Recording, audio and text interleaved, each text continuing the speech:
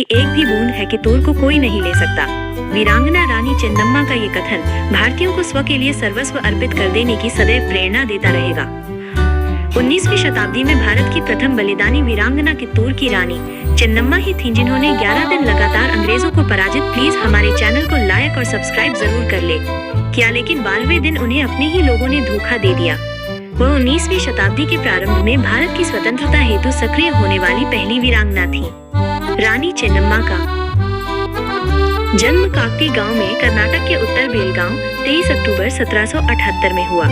बचपन से ही उन्हें घोड़े पर बैठना, तलवार चलाना तथा तीर चलाने का प्रशिक्षण प्राप्त हुआ।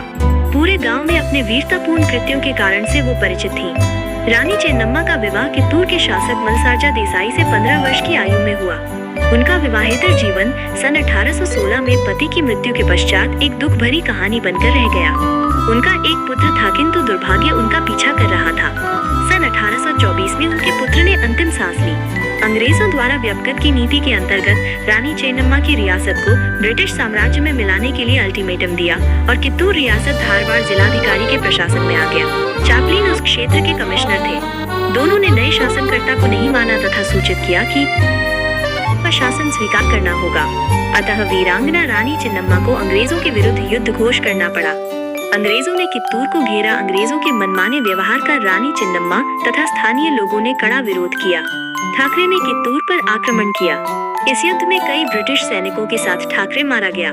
एक छोटे शासक के हाथों अपमानजनक हार स्वीकार करना अंग्रेजों के लिए बड़ा कठिन था। उन्होंने मैसूर तथा सोलापुर से प्रचंड सेना लाकर उन्होंने कित्तूर को घेर लिया।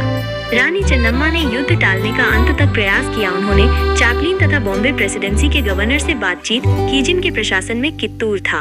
उसका कुछ परिणाम नहीं निकला। आखिरकार रानी ने युद्ध की घोषणा कर दी। आप अभी तक चैनल को सब्सक्राइब नहीं किए हैं तो प्लीज हमारे चैनल को लाइक और सब्सक्राइब जरूर कर ले। देशद्रोही होकर 12 दिनों तक पराक्रमी रानी तथा उनके सैनिकों ने किले की रक्षा की, किंतु अपनी आदत के अनुसार इस बार भी देशद्रोहियों ने तोपों के बारूद में कीचड़ एवं गोबर भर दिया। सन 1824 में रानी की हार हुई। उन्हें बंदी बनाकर जीवन भर के लिए बैलहोंगल के किले में रखा गया।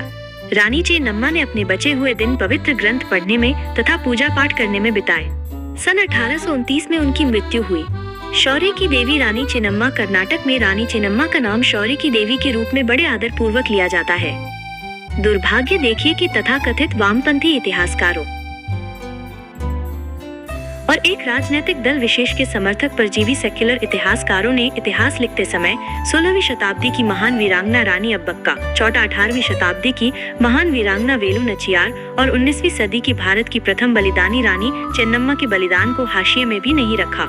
ये कहानी पसंद आई हो तो प्लीज हमारे चैनल को लाइक और सब्सक्राइब और शेयर जरूर कर ले। जय श्री राम जरूर लिखे।